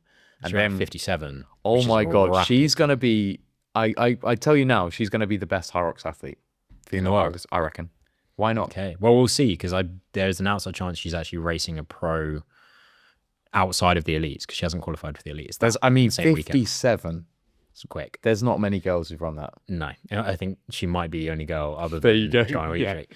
Which, by the way, Joanna Wietrich is not racing in the doubles, which means that I think it's probably a deadlock win-wise that Lauren Weeks and Vivian Tafuto take the win again. The only other doubles that I will mention that I hope to Lord get the qualification spot after last time is Charlie Searle and Lauren Stockley. Of course, yeah. I hope they get on the opportunity of it and we can see both British teams. They'll be going for it as well. Oh, they'll have learned for sure from the issues they had in London where they got penalised. But yeah, you got to love them. What I actually really love is there's so many good British competitors on both sides, on the men's and the women's. So it's like you got to back the homegrown. So hopefully they all have good races. Yeah. Well, that brings us to an end of this episode. This, as far as I'm aware, if all things go to plan, is the last time it's just you and I for at least the next 2 episodes. So if you like the sound of that and you want to check out some guest episodes, we're going to get into people on the show are going to be bringing their training along, going to be figuring out how their journey to where they are now works, but also how they train for their given events. I think that's going to be some seriously interesting conversations. If you guys have got questions for those guests, when I tease them on the story for the podcast, please do ask questions or reach out to us individually and make sure you get those questions. Those grind my gears in. So make sure you are following on all of the socials at mindsets_podcast. If you're on YouTube, please hit subscribe, maybe even turn the notification bell on for when we post. And then also on Spotify, please hit follow. You can also comment. You can watch on Spotify now as well. Do all of that. We love to get back in touch with you. I don't think any comment has ever gone unreplied to. So if you actually just want a reply, if you're a bit sad and bored. I think we're also on 27 5-star reviews. So I reckon we can get to 30 by the next Imagine if all of the followers that bridge us the gap between 450 followers to 1,250 also left a 5-star review. Could you imagine? I think we would probably be in the listing for some of the top podcasts in the UK, which it's in your hands. That's what I'm going to say, guys. It's in your hands. We've done our bit. We've done our bit. But on that bombshell, I look forward to seeing you guys with a friend in the next episode.